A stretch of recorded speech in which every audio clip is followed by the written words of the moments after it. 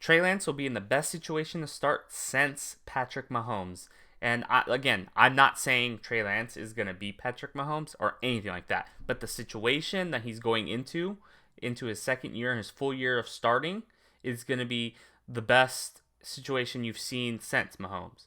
And that attributes to George Kittle, Debo Samuel, Brandon Ayuk, a great run game, and Kyle Shanahan.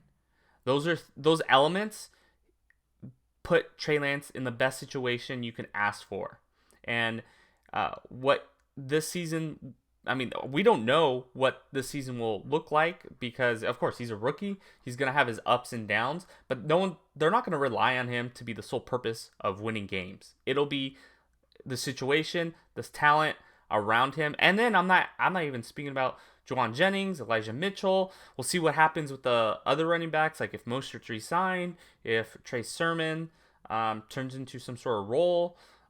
But it's going to be fun to see, and I'm excited for it. And then you add in Trent Williams, and if they can improve this offensive line. The only thing I will say, Lincoln Tomlinson is a free agent. Alex Mack might retire. Brunskill's not very good.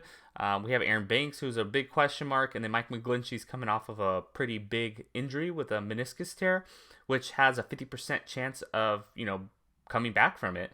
And then it takes 10 to 12 months to recover from it. So that he's probably my biggest question mark on offensive line, because we just don't know if he will start week 1. He might start off on the PUP. So the PUP.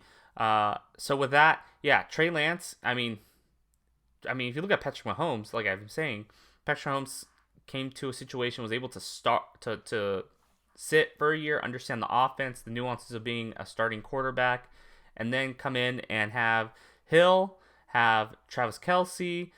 They did sign Watkins at some point, and he wasn't very good, but I mean, he was still, when he was healthy, he'd have a game or two a season. That was pretty big. And then, the offensive line was really well early on in his career for Mahomes. And then, of course, you have Andy Reid, who's one of the best play callers in the NFL. You look at the 49ers, we have the same setup, right? Actually, I think we have more weapons than Patrick Mahomes. Brandon Ayuk, he's an up and coming. I think he's going to be a top 15 receiver come this season. I think he's going to be the one that has the most, promise with Trey Lance, because he's always seems to be open down the field, and we never are able to get him the ball, and that's something that Trey Lance is going to be able to do. And then, of course, Debo Samuel, just get him the ball in any way possible. If it's in the backfield, if it's on any possible way. I can't even think of it right now. But Debo Samuel, just get him the ball, and he'll turn into a first down. He'll turn into a big play. He'll get a touchdown. And one thing that we haven't really seen much in Debo Samuel's game outside of a couple games with Trey Lance is some, down the field shots. It's possible that Debo Samuel, who has stated last offseason that was something that he was trying to add to his game, I think that's an element that we'll be able to see more and more. And then, of course, George Kittle, as long as he's healthy, and if we can get some protection and use him more in the passing game instead of him blocking, the sky's the limit for Trey Lance. And I'm not going to come out and say that Trey Lance is going to come in and be MVP like Mahomes, but there's a big chance that he can be successful early on.